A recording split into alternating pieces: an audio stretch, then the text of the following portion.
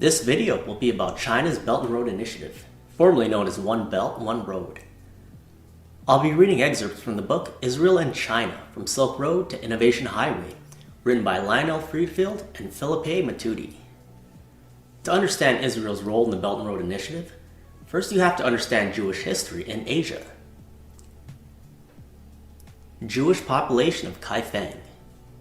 As the capital of the Northern Song dynasty, Kaifeng was at that time considered a major trade center along the Silk Road. In the 7th century, the city was connected to the Grand Canal, a vast waterway which formed the backbone of China's internal communications and transport system, which enabled trade and commerce to flourish further. The Jewish population prospered and built a synagogue in 1163. Jewish population of Harbin. Attracted by the chance to live freely in China and earn a living, waves of Russian Jewish refugees continued to settle in the Harbin area throughout the early part of the 20th century. The family of former Israeli Prime Minister Ehud Olmert were among the Russian-born Jewish immigrants fleeing Russia to relocate to Harbin. While the Jewish community represented only 10% of Harbin's foreign population, it controlled 50% of its business trade. Two of the leading banks located in Harbin were the Harbin Jewish National Bank and the Far East Commercial Bank. Jewish population of Shanghai. Shanghai's Jewish population increased dramatically in the second part of the 19th century following the First Opium War, with the arrival of Jewish traders of Middle Eastern origin who came from India under the protection of Great Britain. In 1850, Elias David Sassoon was the first to open a branch of his father's company, David Sassoon & Co. in Shanghai. This leading trading company dealt in numerous products including cotton yarns and especially opium, one of the leading commodities at that time, imported by David Sassoon & Co. to China. In 1880, a 15-year-old youth, now known as Sir Ellis Kadori, joined the Sassoon group of companies in Shanghai. Within several years, he, together with other members of his family, had created an industrial empire of his own with investments spanning rubber plantations, real estate, banking, and utilities. At the end of World War II, most of the Jewish population of Shanghai emigrated to Australia, Great Britain, Canada, India, South Africa, Israel, and Hong Kong. In 1998, however, under the leadership of the Chabad Lubavitch movement, Rabbi Shalom Greenberg settled in the city. Under his stewardship and with the help of numerous organizations, Jewish life in Shanghai thrives once more. Jewish population of Hong Kong. The Sassoon and Kadori families, often described as the Rothschilds of the East, have stood at the helm of this community. Arthur Sassoon was an original member of the board of directors of the Hong Kong and Shanghai Banking Corporation, HSBC Holdings. Sir Ellis Kadori invested in the Hong Kong and Shanghai hotels, which owns the luxury Peninsula Hotels brand, and invested in China Light and Power Company, CLP Group, Hong Kong's largest power utility. After the 1960s, Hong Kong's development as a global center of trade and finance attracted thousands of Jewish expatriates of all nationalities. A support infrastructure of outstanding facilities has grown up around this burgeoning community of more than 5,000. These include the Jewish Community Center, Carmel School, Elsa High School, 7 synagogues, Chabad Lubavitch's Asian headquarters, kosher restaurants, and a Jewish library. Jewish population of India, Cochin Jews. It is believed that India's first Jewish residents, mostly traders from the Kingdom of Judea, arrived in Cochin, southern India, Kerala state, following the destruction of the first temple of Jerusalem by Babylonian king Nebuchadnezzar in 586 BCE. The flow of Jewish arrivals quickened in 70 CE when the Second Temple of Jerusalem was destroyed by the Roman Emperor Titus. They established themselves in Cranganore, an ancient port near Cochin. The Indian rulers, the Saras of Cranganore, gave Jewish merchant Joseph Urban the title of Prince of the Cochin Jews. At the same time, they granted him property and tax levying rights. Jewish population of India, Baghdadi Jews. The Jewish population in Bombay was mainly composed of successful merchants and traders. The Sassoon family was one of the most prominent Baghdadi families. Its patriarch, David Sassoon, left Baghdad in 1832 to settle in Bombay. He then sent his children all over Asia, Singapore, Macau, Burma, Canton, Japan, Shanghai, and Hong Kong, to open branches of David Sassoon & Co. Jewish population of Singapore. The Singapore Jewish community was led for many years by Menashe Meyer, a Baghdadi Jew from India who arrived in Singapore at the age of 18. By 1873, he had successfully established an import-export company, eventually becoming Singapore's wealthiest person. Meyer, who was later knighted by the Queen of England, was said to own half of Singapore's real estate, including landmark hotels, and was a leading opium trader. Jewish population of Japan. In 1880, a wave of Russian and other Jewish immigrants settled in Nagasaki, which had been a free port since 1859 and a leading port for international commerce. In 1894, the Nagasaki community of more than 100 Jewish families inaugurated the Beth Israel Synagogue. Joseph Vladimirovich Trumpeldor, a leading figure in the Zionist movement advocating the establishment of a Jewish state in the Jews' historic homeland of Israel, and one of the founders of the Jewish Defense Forces, the precursor of today's Israel Defense Forces. Jewish population of the Philippines. One of the most highly regarded American Jews, Russian-born Emil Bachrach, arrived in Manila in 1901 and created the Bachrach Motor Company, an automobile distributorship and the largest operator of taxis in Manila. Another Jewish-American family, the Frieder brothers, Philip and Alex, arrived in the Philippines in 1918 to expand their father's New York-based S. Frieder & Sons cigar activity. Jews held prominent positions in Filipino society, including as members of the Makati Stock Exchange, now the Philippine Stock Exchange. Sassoon and Kadoorie families, Rothschilds of the East. They actively participated in the opening of trade in British outposts in Bombay, Calcutta, Shanghai, Hong Kong, Canton, and Singapore. Their wealth based on commodities trading, especially opium, was invested in numerous industrial projects such as hotels, real estate, transportation, utilities, and banking.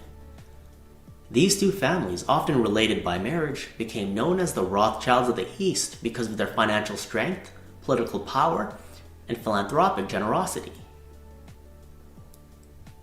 David Sassoon was the son of Salah Sassoon, who was the chief treasurer of the governor of Baghdad from 1781 to 1817 and president of the Jewish community for many years. The de facto monopoly of David Sassoon & Co. in the trade of opium to China enabled its founder to become the wealthiest person in Bombay. Sir Albert Abdullah David Sassoon was the eldest son of David Sassoon. David Sassoon & Co. controlled an estimated 70% of the opium traded in Bombay and Calcutta. Britain also recognized his leading contributions to public service, awarding him the Star of India. He later became a member of the Bombay Legislative Council. In 1872, he was made Knight of Bath, and in 1873 was granted the freedom of the City of London, following which he decided to settle in England. Sir Elias David Sassoon was the second son of David Sassoon. Chinese cotton had become a major global commodity, as the American Civil War prevented southern states from supplying cotton to factories. Elias David Sassoon and David Sassoon & Co. were among the largest cotton traders in the world. Sir Lawrence Kadoorie. Following World War II, the reconstruction of the ruined CLP power plant provided electricity for Kowloon and the new territories and contributed greatly to Hong Kong's strong economic recovery. From 1951 to 1954, Sir Lawrence served on Hong Kong's Executive Council and also took the reins of the family business.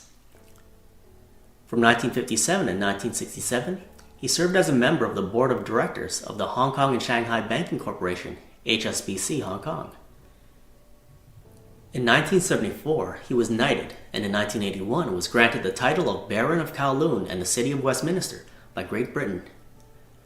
Sir Lawrence was the president of the Hong Kong Jewish community and an active philanthropist. His son Michael Kadoorie now heads the family. According to Forbes' 2015 survey, he is Hong Kong's 7th wealthiest individual and possesses among the largest fortunes in the world with an estimated US $9 billion in assets. Emmanuel Raphael Berlioz was born in Calcutta and settled in Hong Kong in 1862 after his marriage to Sima Ezra. During the 1870s, he was chairman of the Hong Kong and Shanghai Hotels and Shanghai Banking Corporation, and in 1881 was appointed to Hong Kong's Legislative Council. Silas Aaron Hardoon. He advanced quickly and joined Edie Sassoon as a partner specializing in cotton and opium trading and real estate, on which he later focused his activity. He owned numerous properties on Nanking Road, considered the most prestigious avenue in Shanghai. When Silas Aaron Hardoon passed away in 1931, his estimated fortune of US $650 million made him one of the wealthiest men in Asia. Sir Matthew Nathan. Named governor of Hong Kong in 1903, he remained in that position until 1907. Sir Matthew introduced dramatic structural changes in the British colony, such as the establishment of central urban planning, the urbanization of the Kowloon Peninsula, and the construction of the Kowloon Canton Railway. Hong Kong's Nathan Road, the main commercial road in Kowloon, is named after him. Edward Shellham was born in England and was the grandson of David Sassoon. He joined David Sassoon & Co. in Hong Kong, working as the branch manager until 1918. Shellham was the chairman of the Hong Kong and Shanghai Banking Corporation from 1908 to 1912. He also served on the board of directors of Hong Kong Tramways, Hong Kong Kowloon Wharf and Go-Down Co., Hong Kong Fire Insurance, Hong Kong Land Investment and Agency Co., Hong Kong Reclamation Co., and China Sugar Refining Co. He was a member of the Hong Kong Chamber of Commerce, chairman of the Financial Committee of the Alice Memorial Hospital, and president of the Ol Leah Synagogue. Born in Shanghai, Edward Isaac Ezra was considered one of the wealthiest individuals in the city. He was also a member of the Shanghai Municipal Council. He also managed numerous properties on Nanking, Guizhang, Sichuan, and Guangxi roads, and owned several other hotels, including the Astor House Hotel on the Bund. Ezra was the chairman of several companies including the Far East Insurance Company, the Shanghai Gas Company, China Motors Ltd., and the China Press and Evening Star newspapers. Active in the opium business, he was elected first president of the Shanghai Opium Regulatory Body in 1913. Maintaining a wide range of philanthropic activities, he was the president of the Shanghai Zionist Association and vice president of the Jewish Organization of China. David Saul Marshall founded one of the two leading political parties in Singapore, the Workers' Party of Singapore, and was a member of the parliament from 1957 to 1963. He played a critical role in the negotiation of Singapore's independence from Great Britain. Between 1978 and 1993, Marshall was appointed ambassador of Singapore to several countries, including France, Portugal, Spain, and Switzerland. He also served for many years as the president of the Singapore Jewish community. The creation of the Silk Road during China's Han Dynasty from 206 BCE to 220 CE had a tremendous impact on international trade and communication between Eastern and Western countries. During this golden age, various merchandise, including silk, spices, jewelry, and perfumes, was exchanged on the Silk Road. Having begun to settle alongside this mercantile set of roads, Jewish traders were at the forefront of such activity. Now let's fast forward to today. Israel is often mistakenly believed to be located in the Middle East. In fact, it is situated geographically in the Asian continent, precisely in Western Asia on the southeastern shore of the Mediterranean Sea. A core part of Asia with a strategic location, it has long enjoyed a preferential relationship with Asian countries. China's One Belt One Road strategy, announced by Chinese President Xi Jinping at the end of 2013, aims to create infrastructure links and commercial routes between China and the Middle East, Europe, and Africa via an overland belt and a maritime road. Within this framework, China perceives Israel as an excellent trade hub. The future Eilat railway line will serve as a land bridge, linking the Red Sea from the port of Eilat to the Mediterranean Sea from the port of Ashdod, bypassing the Suez Canal. This new infrastructure will enable Israel to provide China with direct access to European, African, and Middle Eastern markets. We expect Israel's and China's partnership in all areas of infrastructure, ports, roads, cargo, railways, to continue to advance over the next 50 years. This partnership will play a vital role in improving Israel's geopolitical stability and securing China's commercial trade routes between the Far East, Europe, and Africa. China needs Israel to secure European, African, and Middle Eastern trade routes so that they can become the leading economic power. In return, Israel benefits greatly being the middleman in all of these transactions. China is on pace to overtake the US as the biggest investor in Israel. In 2016, Chinese investment in Israel reached a record US $16.5 billion. Li Keqiang, Asia's wealthiest individual, with an estimated net worth of US $33.5 billion in 2015, is a major investor in Israel. His venture capital arm, Horizon Ventures, has been one of the most active VCs in Israel for the past few years, acknowledged as the most active investor in 2013 and second most in 2012. Horizon Ventures focuses on disruptive technologies. It has invested in many of Israel's leading innovative companies, such as Waze, VX, Tipa, and Kaima. In one of my past videos, we got into Amir Gad, an Israeli scientist who stole NASA rocket secrets from Caltech, then went back to work at Technion. Well, Technion has a technology transfer bureau known as T3, where they commercialize in-house research to investors. Problem is, some of their research is not actually in-house. Amir's case proves that some of it is stolen from the US, then re-engineered and sold off to Chinese investors such as Li Keqiang. Li donated US $130 million to the Technion Institute of Technology in 2013 through the Li Keqiang Foundation. This donation is the largest ever made to the Technion and one of the largest made to any Israeli academic institution. Israel has been stealing Western technology and selling it to Russia and China for decades. If anyone is new to this issue, there is ample evidence in my documentary, Putin, Bibi, and the Bolsheviks. Russia and China want a desirable world order where most countries rely on them instead of the US. It's in their best interest to pursue that goal. Problem here is that Israel is helping them accomplish that goal while simultaneously claiming to be America's greatest ally. While the US and China are enemies, Israel is forging closer ties with China, and Bibi has even stated that Israel and China are a match made in heaven. Yet he lashes out at Obama for making a deal with Iran. This is unbelievable hypocrisy. He wants the US to remain loyal to Israel, meanwhile Israel is not loyal to the US at all. Here's an article from the Jerusalem Post titled, Israel and the Unexpected New World Order.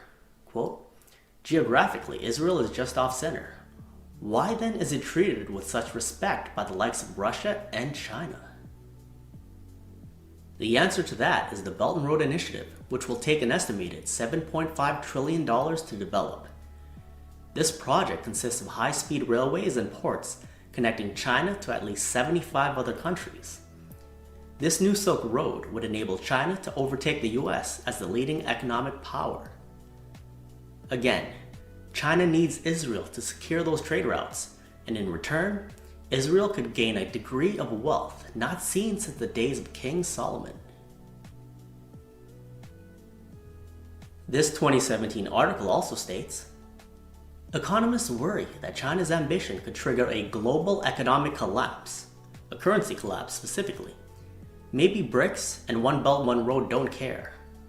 A global currency collapse might be seen as a way to wipe the slate clean of nation-based currencies, especially the US dollar. Interesting. Because a lot of Zionist politicians are attacking China for the coronavirus, a lot of people online believe that these politicians are doing it to deflect attention away from Israel's possible role in the coronavirus.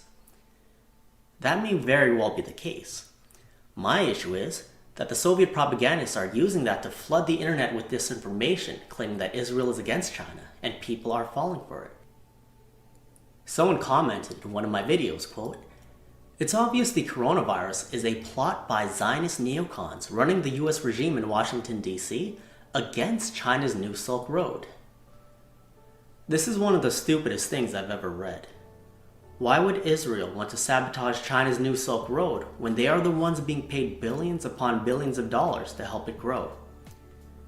As we went into earlier, Zionists have helped build China and Hong Kong into the economic powerhouses that they are today.